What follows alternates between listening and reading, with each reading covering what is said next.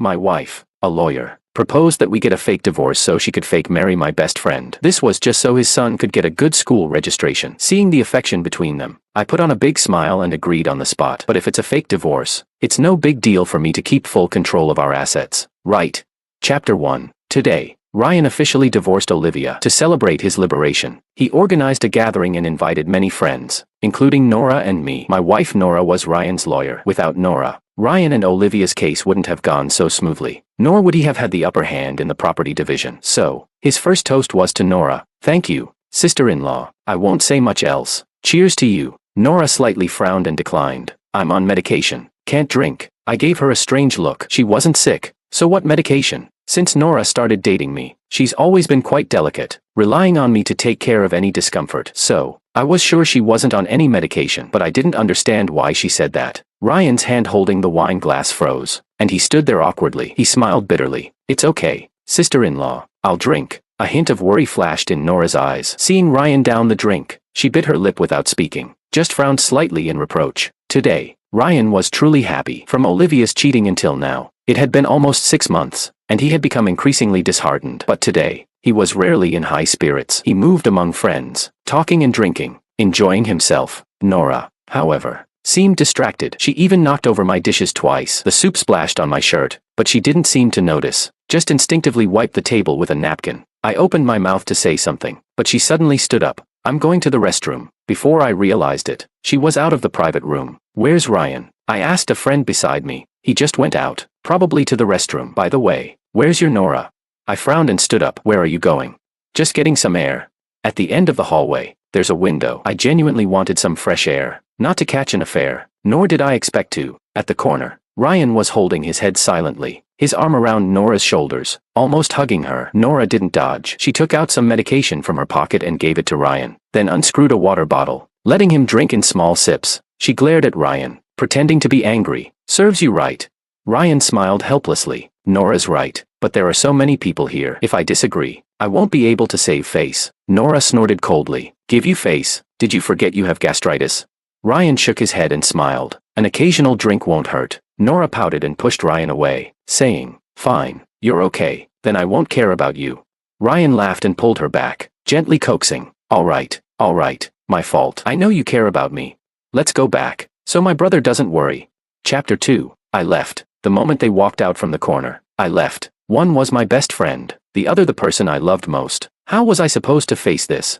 But it seemed like I deserved all this now. Ryan has been my childhood friend and my best brother. We grew up together for over 20 years, and my trust in him surpassed everyone else. Likewise, his trust in me was the same. So, when he found out about Olivia's cheating, he didn't worry about me laughing at him. He told me first. It was a very painful period for him. He was obsessed with why Olivia cheated and why she betrayed him. He didn't think about how to handle it, only stubbornly wanted an answer. I drank with him, played cards, took him to the internet cafe we frequented in high school and played all night. At that time, Nora had a big tantrum. She felt I was neglecting her because of Ryan. There was nothing I could do. Having such a brother, since childhood, he followed me everywhere. In elementary school, he insisted on going to the restroom with me. If I didn't want to go, he would hold it in, telling me that good brothers must go to the restroom together. In middle school, he was in the same school as me, always calling me Brother Ming from behind. When I ran for class committee, he canvassed votes for me. When I was in trouble, he supported me. During our university years, although we didn't see each other often, he would check on me every few weeks whether I contacted him or not. When I first started job hunting, I faced significant difficulties. He said without hesitation, stay with me until you find a job and can move out. It's said that even the best brothers living together will have conflicts, but we never had a single argument. I was quick-tempered, and he always calmed me down, offering advice and analyzing pros and cons. He was mild-mannered, often getting taken advantage of without saying a word. When his boss gave him an unreasonable bill, I took people and overturned his booth. Many people said he was my lapdog,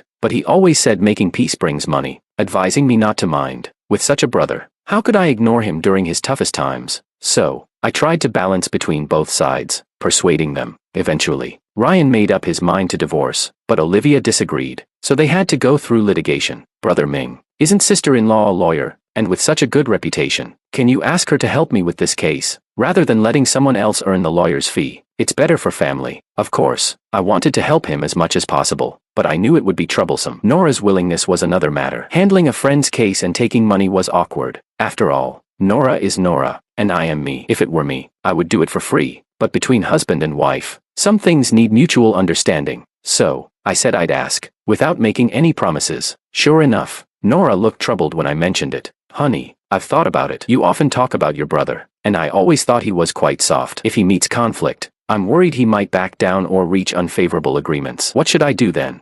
From a litigation strategy perspective, a retreating attitude is the most disadvantageous in a negotiation. Also, if the judgment isn't favorable, your brotherly relationship might suffer. Why don't you tell him I don't usually take civil cases, so it's inconvenient? I nodded and conveyed Nora's words to him. Ryan, while drinking with me, poured out his heart. He said that after finally settling down in middle age, his parents passed away one after another. He focused on his career to work hard for his small family, but Olivia cheated and transferred most of their money. Now, relatives don't interact with him, and friends avoid him like the plague. He said he was too unlucky, not knowing which deity he offended. As nothing went right in his life, he vented his misery half the night, saying he didn't know what to do and begged me to help him no matter what. Moved by his words and 2 beers in, I decided to help him personally. I called people and found out Olivia and her lover's address, planning to give them some legal edge intimidation. However, during our planning, Nora directly stopped me. Her angry glare almost pierced through me. She said, "If I knew you were going to do this, I would have taken the case myself." So, Nora eventually took the case, but later, she and Ryan got closer, and when she passed by me, she said, "All of this happened because of me." Chapter 3. When I returned to the private room, Ryan was sitting in my seat, laughing and chatting with Nora. Nora smiled as she subconsciously accepted the food Ryan served her, as if this action had been repeated many times before. Ryan noticed me first. His expression froze for a moment before he quickly stood up and waved to me. "Brother Ming, where did you go? I didn't see you." I pushed his arm away. "Just went out for some fresh air." Ryan's eyes were momentarily dazed. He pretended nothing was wrong and smiled at me. "Then sit down. I'll go talk to them." I returned to my seat, sat down lifelessly, lit a cigarette, and immediately extinguished it in the ashtray. Nora looked at me with confusion. "What's wrong with you?" I looked at her, puzzled. "What do you mean what's wrong with me?" Nora frowned and sulkily began eating. In the years after our marriage, whenever Nora saw me looking displeased, she felt I was giving her attitude, that I was disrespecting her. It seemed like no matter what happened, I always had to appear happy. At that moment, a few people were clamoring to drink with Ryan. Nora showed that worried expression again. I looked at her, finding it quite amusing, and laughed out loud. She glanced at me and then, as if realizing something, quickly avoided my gaze and looked down. I stood up and poured a glass of wine, addressing Ryan politely. "Brother, you've drunk everyone else's toast, but you can't refuse mine, can you?" He smiled awkwardly and then politely said, "Of course not. How could I refuse Brother Ming's toast?" I glanced at Nora's mixed expression of anger and worry, then at Ryan's helpless face as he drank. I felt quite pleased. After one glass, I naturally toasted another. The people around us marveled at how close Ryan and I were. Later, Ryan drank a lot, but it seemed like I drank even more. In a state of semi-consciousness, Nora grabbed my hand, but I instinctively pushed her away. In the end, Ryan on my left and Nora on my right supported me into the car. Nora said to Ryan, "Why don't you come with us? I'll drop you off first." Ryan shook his head. "No need. I'll take a cab. You take Brother Ming home." Nora, thinking I was too drunk to be aware, said, "It's too late, and you've been drinking. I won't feel at ease. It's on the way." Ryan suddenly lowered his voice. "Sister-in-law, don't. I'm fine. You take Brother Ming home." I overheard everything without any burden, then closed my eyes and turned over. Ryan ultimately didn't get in our car. The ride home was silent. No music, no conversation. That night, Nora stayed up all night in the living room watching videos. I, on the other hand, slept soundly and, for once, had a pleasant dream. Chapter 4. Ryan's case was not smooth from the beginning. As Nora described, Ryan's personality always made him indecisive. A lawyer needs to know the facts to provide corresponding strategies, but Ryan often missed the point, and he would gloss over key issues. Sometimes, seeing him so hesitant, I couldn't bear it and often impatiently urged him to face the problems. Nora sighed and called me outside, saying, "Honey, let him talk to me alone, maybe with you around. He's embarrassed to talk about family matters. After all, it's pretty humiliating." That day, they talked in the office for over an hour. When they came out, Ryan's brow was unusually relaxed, as if a weight had been lifted off his shoulders. He said, "Thank you so much, brother and sister-in-law." I asked what happened. He said, "Sister-in-law is very considerate and respects my feelings." He looked at me with envy in his eyes. That look and his description made my heart skip a beat, but I didn't think much of it. I asked Nora what she did. She said, "Nothing much. I just had a heart-to-heart with him. Told him most families have their own misfortunes, and some things must be faced." I also encouraged and comforted him. Men need some respect. And once that's considered, they open up. I'll handle future contact with him alone. Sure enough, from that day on, the case progressed more smoothly. At first, Ryan would chat with me about the progress. I don't know when, but our contact became less frequent, until one day, I called him to ask about the case's progress. He casually said, "What progress? I'm not sure. Sister-in-law is handling everything." I replied helplessly, "All right, I'll ask her tonight." He said there was no need. "Nora is right next to me. I'll let her talk to you." So, suddenly, through my brother's phone, I spoke to my wife. Nora said something, but I wasn't paying attention. I just thought their relationship seemed a bit too close. Nora teased, "Are you unhappy that I'm getting along well with your brother?" I casually asked her, "Do you still think Ryan is soft and prone to backing down?" At the time, Nora was busy with her laptop, taking a break. She laughed. "Actually, he's quite interesting." Too many clues made my suspicious mind more and more tense. When did that string break? It should have been that early morning. Nora and I were both asleep when her phone suddenly rang. Half asleep, she answered. I don't know what she heard, but the next second, she sat up suddenly. She said, "I'll be there right away, Ryan. Don't open the door for her and don't talk to her, but keep the recording on. I'll call the police first. Wait for me." She then hurriedly started finding her clothes. Nora, unlike my carefree self, always did things methodically. Though we influenced each other over the years, I had never seen her this anxious. It gave me a bad feeling. I asked her, "What happened?" She said, "Olivia went to see Ryan again. She's threatening to kill herself if he doesn't open the door. You go back to sleep. I'll handle this." I blurted out. "Shouldn't he have called me first? Why call you? Wouldn't it be more useful if I brought some people over?" Nora turned around, stunned. Her eyes filled with disbelief. She said, "Samuel Ming, what are you thinking? He's your best friend. His parents died. His wife cheated, and he's tormented by lawsuits. Are men's hearts made of stone? Why do I see no sympathy in your eyes? Ryan only has you as a friend. Have you ever cared for him? Every time he asks you out, you say you're busy. When have you ever gone when he called? Is this how you treat a friend?" "Yes, he is my best friend, but when he had a problem, he contacted my wife first." Nora was furious, almost slamming the door as she left. I stood there for a long time, suppressing my turbulent emotions, and finally decided to follow and see. When I arrived, Ryan's door was open. His sighing voice came from inside. She almost slit her wrists at the door. She said if she died, it'd be my fault and she'd haunt me forever. "Nora, maybe I shouldn't push her too hard." Nora's gentle voice responded. "It's okay, she won't really do it. Ryan, look at me, trust me, okay? Seeing you like this makes me." I didn't hear more and went straight in, saying, "What are you two doing?" In retrospect, I was just deceiving myself. I didn't want to hear too much, didn't want them to continue talking, didn't want to hear what I didn't want to hear. Chapter 5. Lately, Nora has been going to the law firm very early, and by the time I wake up, she's already gone. She made me breakfast, left it on the table, and left a note reminding me to eat. I stared at the food on the table for a long time but eventually didn't touch it. At noon, while I was arranging for my employees to collect debts, I got a call from the property manager. He asked if we had forgotten to turn off the faucet at home because the downstairs neighbor complained about a leak. It was ridiculous. That house had been unoccupied for a long time, and even the main valve was turned off. So how could there be a leak? I hurried over there. It turned out to be our problem. The bathroom faucet was gushing water, and the water on the floor had spread out. I quickly turned off the faucet and apologized to the downstairs neighbor, negotiating compensation. I put on a smiling face, listened to their complaints and grievances, and finally resolved the issue. After sending the downstairs neighbor away, my face turned cold. The property manager asked if I had rented out the house and who was living there now. Yes, who was living there? It was Ryan. Unexpected, right? I didn't expect it either. When I saw the photos of him and his son on the cabinet, a rush of blood surged to my head, and my nails dug deeply into my flesh. Was I blind? I thought I was calm enough, but when I took out my phone to make a call, I found my hand trembling. How embarrassing. These hands meant for hitting were shaking like a leaf. Taking a deep breath, suppressing the urge to scream, I called Nora. No answer. I called Ryan. Still no answer. What was I supposed to think? What could I think? Without hesitation, I went straight to Nora's company. She might not be there, or she might be. If she was, what should I say?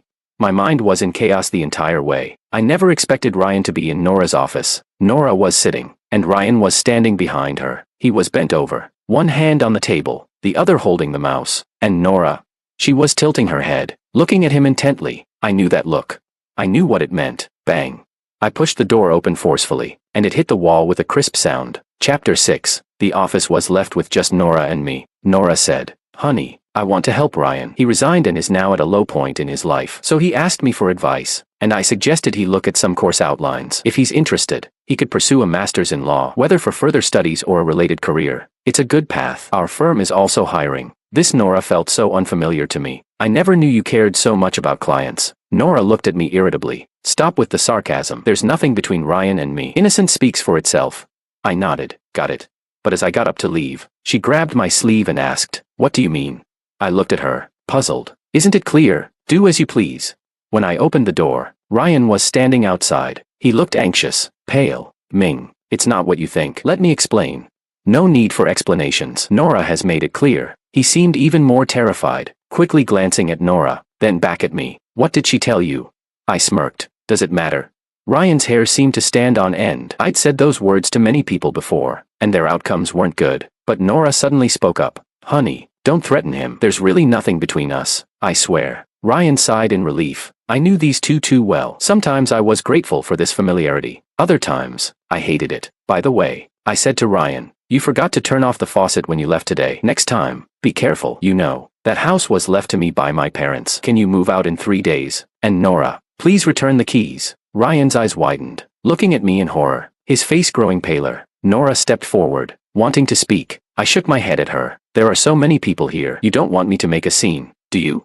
I walked away without looking back. I heard that after I left, Ryan fainted. Nora told me this when she came back to pack her things. I let him stay in the old house because Olivia kept pestering him. "You're his best friend. You know his state." He quit his job and went home because those life issues were overwhelming him. Now, because of your threats, he's becoming more anxious. I just wanted to help him. I was going to discuss it with you, but you were always suspicious. We didn't want you to misunderstand. She said, "I know you're upset with me now, so let's take a break. There's a big criminal case that needs our team's attention, and it might be an opportunity for me. I'll stay at the firm for a few days." "Nora," I called her. "You're going to the firm, right?" Nora looked at me, her eyes cold. She said, "Samuel, what do you want from me? Can't I have my own career?" Then she stormed out, slamming the door, leaving without hesitation. Suddenly, I remembered what Ryan said to me that day when we were drinking. He said that day he angrily questioned Olivia. "Why are you doing this to me? Didn't you say you'd always be by my side, no matter what, always supporting and encouraging me?" And Olivia? She just smiled faintly, as if talking about something ordinary to an ordinary person. She said, "Everything in this world changes. Why can't I? Why can't my feelings for you change?" That day, Ryan smiled bitterly. What's even stranger is that she was the one who cheated. She was the one who fell out of love. But in the end, she shamelessly said she never thought about divorcing me, as if not divorcing me was a favor she was doing for me. Chapter 7. I went to the hospital the next afternoon. Before going to the hospital, I stopped by Nora's law firm. She wasn't there. Her colleague told me, "It's lunchtime. She should be at the hospital. She's been going there on time these past few days." The colleague stopped mid-sentence, looking at me awkwardly. "She's just kind-hearted and kind to everyone. Don't overthink it." I smiled and left. Nora, kind-hearted? Not really. On the contrary, she's a bit cold. She's always clear about her own business and others. In her words, not empathizing is part of my professional ethics and respect for myself and others. For so many years, she never did anything that could lead to misunderstandings. If she's good to someone, it's genuinely from the heart. When I got to the hospital, Nora was gently persuading Ryan to eat. "You need to eat something. Your stomach is bad. You can't go on like this. Think about it. Your parents wouldn't want to see you like this. Sister-in-law, you're so good to me. But Brother Ming seems like he can never forgive me." Nora sighed. "That's just his temper. I'll talk to him. And I'll also talk to him about that other thing." "Talk to me? About what?" I was puzzled. But Ryan suddenly grabbed Nora's shoulder. "Don't tell Samuel. This is my business. It has nothing to do with you guys. I'll solve it myself. Don't involve Brother Ming." Nora looked worried, her hand unconsciously brushing against Ryan's palm. But when she realized it, she carefully pulled back. I stood at the door, numbly watching it all. A sharp pain pierced my heart. I bit my teeth. Using the pain to suppress the pain, I asked, "What do you want to talk to me about?" The moment they saw me, Ryan looked terrified, and Nora stood up quickly, putting distance between herself and Ryan. Ryan looked at me in panic, trying to force a smile. "Samuel, you're here." I looked at him expressionlessly, then turned to Nora. "Speak. What do you want to talk to me about?" "Nothing. Nothing." Ryan denied it immediately. Nora stepped forward and said, "Honey, there's something I want to ask you for help with." I motioned for her to continue. Ryan tried to stop her, but Nora didn't give him the chance. She said, "Samuel, let's get a divorce." Samuel, it's not easy for Ryan to raise a child alone. Now Nico's school registration is a problem without the right household registration. Let's help him one more time. Once Nico's schooling is settled, we can remarry. Okay. I never thought I'd hear something so absurd. I doubted my ears were working correctly. What? Ryan, pale, shook his head vigorously. Brother Ming, that's not it. Sister-in-law is overthinking it. I can handle it myself. Nora, like a car with failed brakes, continued.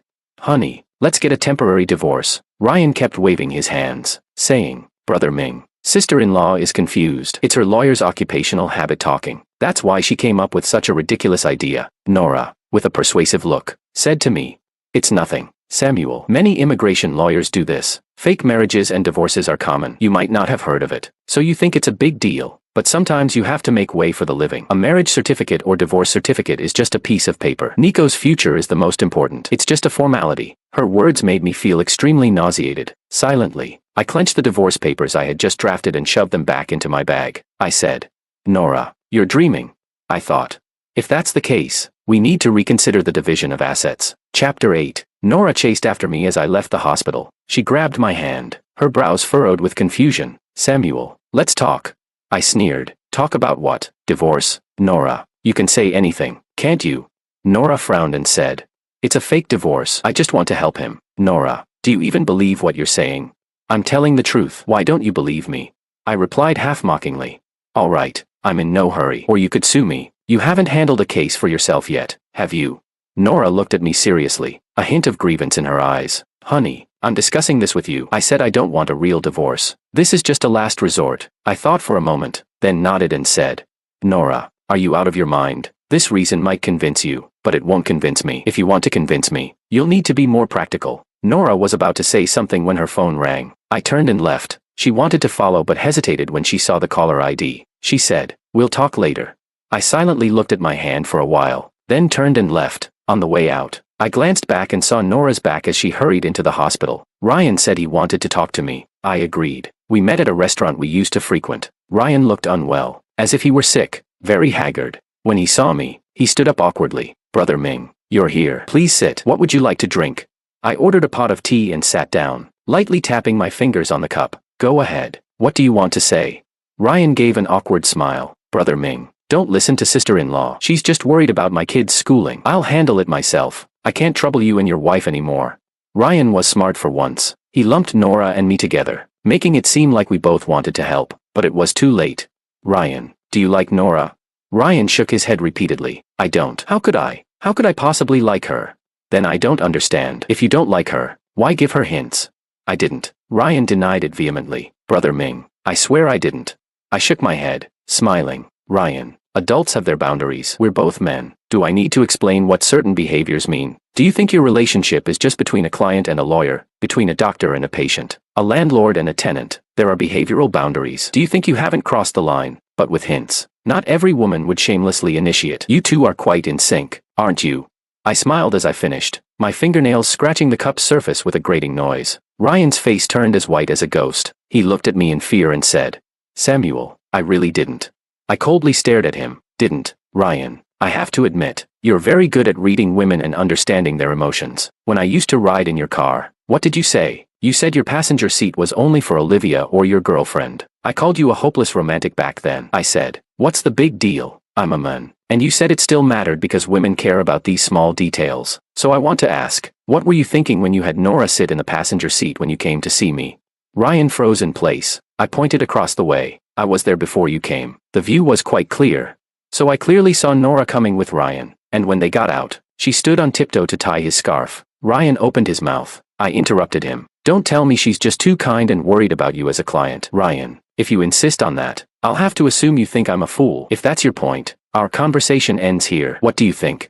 Ryan slumped back in his chair. I looked at him indifferently. He said, Brother Ming, I was wrong. I'm sorry. I really was wrong.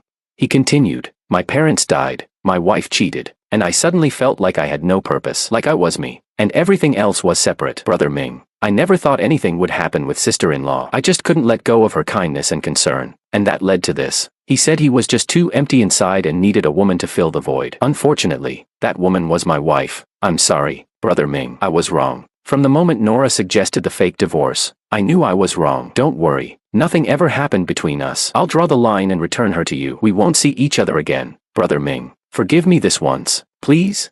I smiled noncommittally, mockingly. I said, only now do you realize, brother, you're still not being honest. So, your first reaction in an emergency at night was to call her, not me. If I hadn't shown up, Do you think it's normal for a man and a woman to be alone together? She dared to let you stay in my house out of pure kindness. Do you think that's normal? As a client, she's making career plans for you, even trying to get you into her firm. Do you think that's normal? You say it's just because you can't let go of her kindness and concern. That's a tough claim. You two are practically glued together, and you only realized the mistake when she suggested the fake marriage. It's not like that, Brother Ming. Feels good, doesn't it? My woman goes out of her way to be good to you, even willing to divorce me. Must be thrilling, right?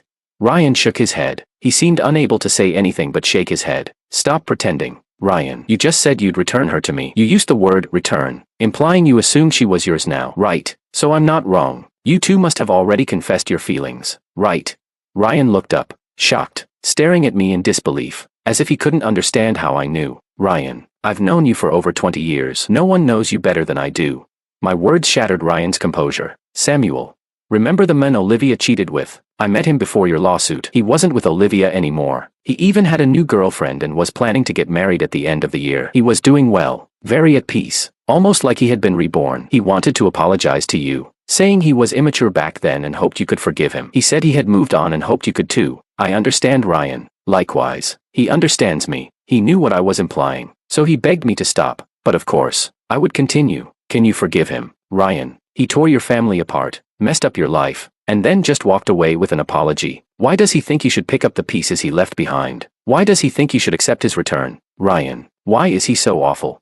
I added, I really considered you a brother back then, but I admit I was short-sighted, not expecting Olivia to cling to you after that guy disappeared. Chapter 9. Ryan was trembling all over and asked me what I wanted. I sneered. A divorce. Making room for you too. Ryan's lips quivered. I never thought about it before, and I never will. Brother Ming, I won't be with her. His words were as solemn as an oath. Really? That's your business. I looked out the window. I said nothing, but if Nora knew Ryan was saying this, she'd probably be devastated. That thought made me smile. Seeing my smile, Ryan hurriedly said, Brother Ming, if you want a divorce, then divorce her. She doesn't deserve you. I stood up and looked at him with disdain. Before leaving, I said to him, Ryan, you don't need to call me brother anymore. We stopped being brothers long ago. Ryan and I truly grew up together. From kindergarten to marriage, always the best of brothers. Back then, our families lived close, just upstairs and downstairs. When we were kids, his parents often fought, and he was scared, hiding in the hallway crying. So I'd take my allowance, treat him to snacks, and bring him to my house to play games with me. I'd even stand up to his dad who wanted to hit him. Later, seeing how pitiful he was, I started having him over for meals and to do homework together every day. Everyone knew that Samuel's best friend was Ryan. Everyone knew that Samuel always stood behind Ryan. If I had food, he'd never go hungry. I never minded giving and taking with him. From kindergarten to high school, the farthest we were ever apart was the distance between two classrooms. Even in college, we never lost touch. My dad joked, I should just adopt you as my godson. Ryan nodded. I grew up eating Ming's family's food. Calling Samuel brother and calling uncle dad is only right. How laughable. To be betrayed like this by the person I trusted the most. I truly deserved it. Nora came home at dusk. She said to me, Honey, let's just help Ryan. He's your best friend. You can't bear to see him down and out, right?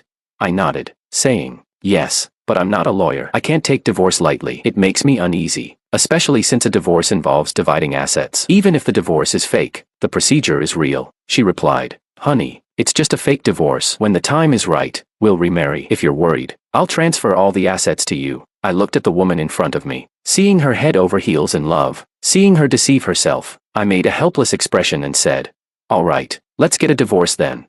Our divorce process was smooth and quick. The divorce agreement was prepared by her. The property, car, and bank savings were all given to me. On the day we got the divorce certificate, I asked Nora to move out of the house. She was stunned, confused. What do you mean? I said, The house is mine. We're divorced. Isn't it normal for you to move out?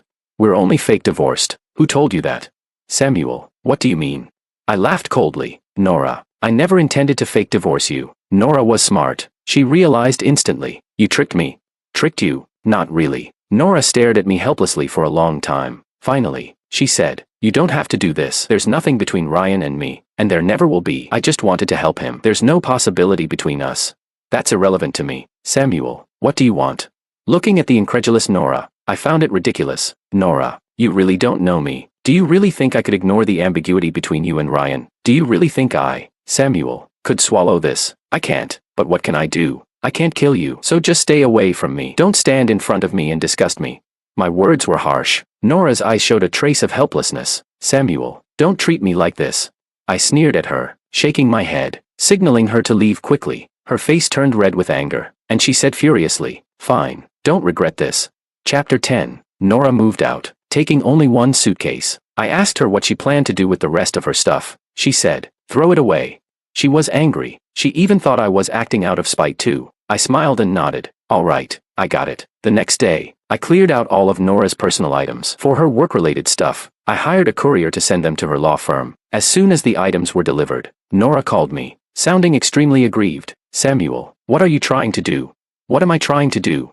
"What a stupid question. Nora, can you stop being stupid?"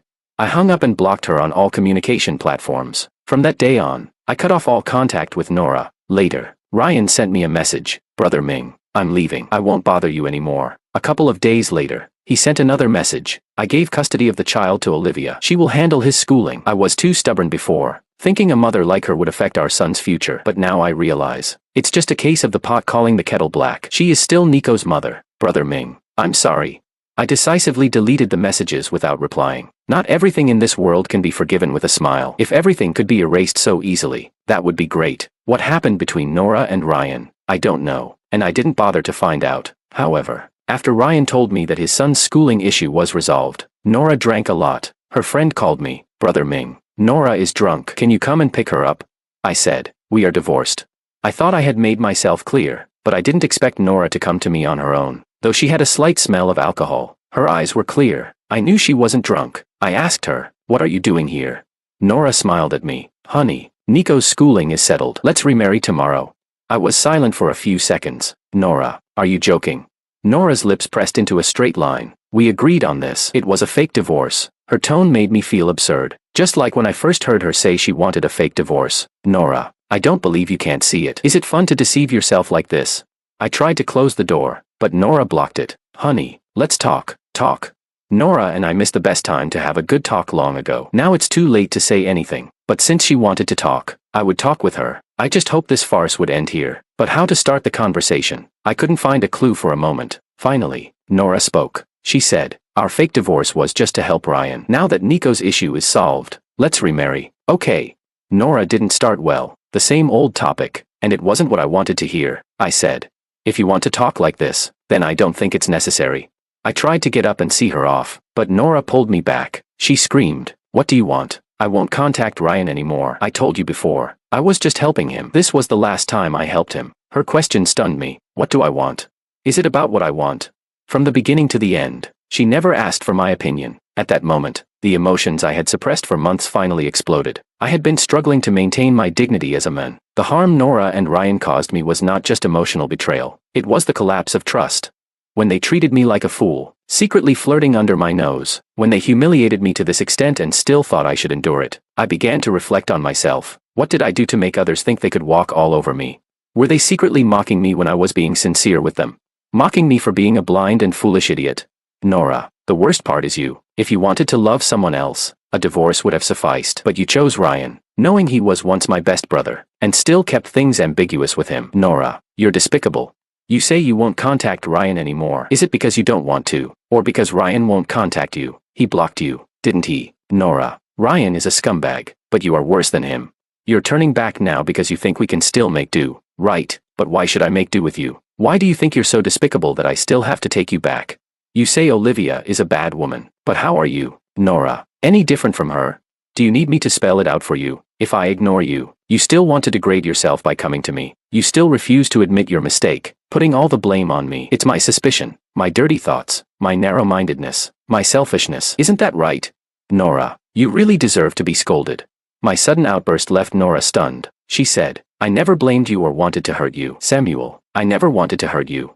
I sat on the sofa, closing my eyes slowly, and said, "What do you mean by not wanting to hurt? Clearly liking someone else but hiding it from me. Isn't it that you feel it's painful not to be with another man, but at the same time you think you're doing it for me, maintaining our family's dignity, protecting my face, so you feel noble? Nora, I see it clearly. Your ambiguous relationship with Ryan was mixed with your revenge against me. You've been dissatisfied with our marriage for a long time, right? You've long been tired of our relationship, right? You think I've restrained you, possessed you, and that a little revenge doesn't matter. You think all I lose is my dignity as a man, while you lose love, right? But Nora, you're not as important as you think, and I'm not as pathetic as you think. I said long ago, if you don't like it, get a divorce. Whoever leaves will move on. Nora seemed to be hit hard. Her body slumped down. She leaned on a chair and muttered, it shouldn't be like this. We shouldn't have become like this, but what should we be like? When she agreed to my proposal, she said she loved me and would love me for a lifetime. When we got married, she said she loved me and would stay with me for a lifetime. Later, during the days and nights we spent together, once I felt she wasn't happy with me and mentioned divorce. She cried angrily, saying anything was okay but not divorce. But she strayed. She forgot her promises, and she expected me to wait for her. Why? Chapter 11. Nora left, stumbling slightly, her figure disappearing into the distance with a sense of loss. She never appeared in front of me again. There were no further developments between her and Ryan. The last message I received from Ryan was not long ago. He said he was going back to his hometown. He said he didn't want to stay in this city anymore. He said, Brother Ming, everything that happened was my fault. I deserve this miserable ending, but I've always considered you my brother. Whether you acknowledge me as your brother or not, you'll always be my brother. I found his words laughable, but for the sake of our brotherhood, I personally saw him off to his hometown. Epilogue, Nora's perspective. My introduction to Samuel was quite dramatic. It was when I was in university, working part-time as a tutor in an old neighborhood. No elevator, no security system, not even functioning stairwell lights. That day, I arrived on time and pushed open the iron door to the hallway, coming face to face with a man standing at the first floor exit. I didn't move, waiting for him to go upstairs or leave, but he didn't move either. At that moment, fear gripped me. Could he be a bad person? What should I do? Run away? But I felt frozen, unable to move. Even my breathing almost stopped. After what felt like an eternity, someone finally came downstairs. They asked the man, why are you just standing there? Weren't you going out for a smoke? The man chuckled. I think I scared this young lady. That man was Samuel. I didn't get a clear look at his face that day until he approached me later at school and greeted me. He spoke softly, as if afraid of scaring me. He was a gentle and considerate person, quite unlike Ryan. Ryan was sensitive, melancholic, always full of worries, and timid, unable to shoulder responsibilities. I didn't like him much, especially when Samuel got hurt because of him. By then, Samuel and I were already together. I was furious, cleaning his wound and asking, aren't you afraid?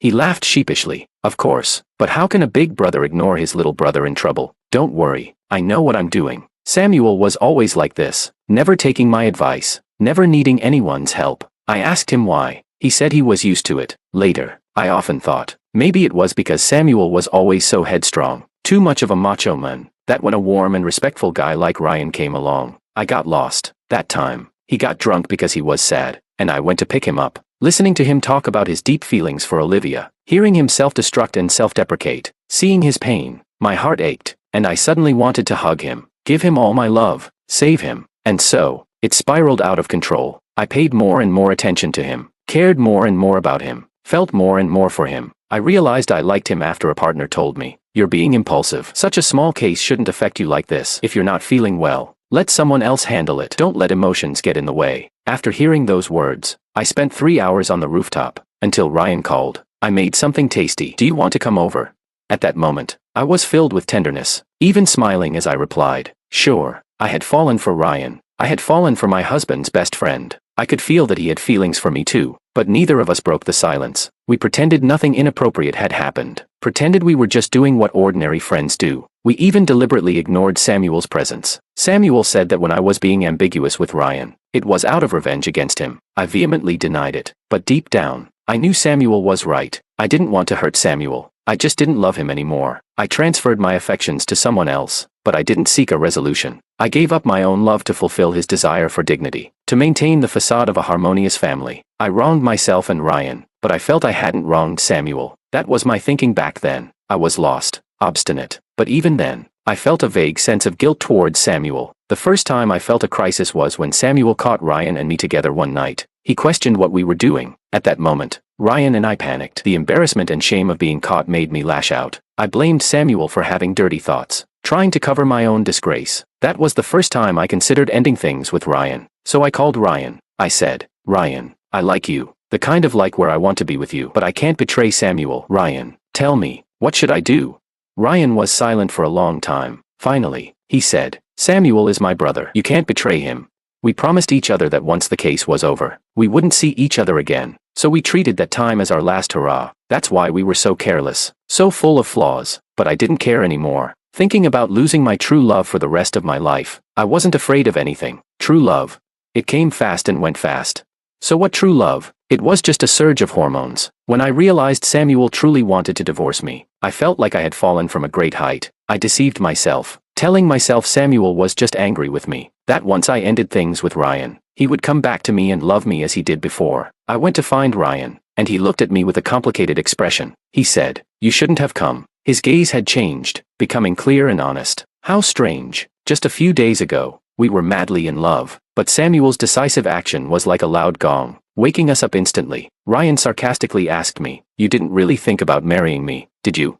"What do you mean?" Ryan laughed. He shook his head as he looked at me. "You don't deserve to be Samuel's wife, and I don't deserve to be his brother." Ryan was just seeking a sense of accomplishment with me, and I was equally blinded by the thrill of the affair, unable to distinguish right from wrong. Olivia said, "Everything in this world changes. Why can't I? Why can't my feelings for you change?" I called her a scumbag, but I ended up becoming the person I least wanted to be.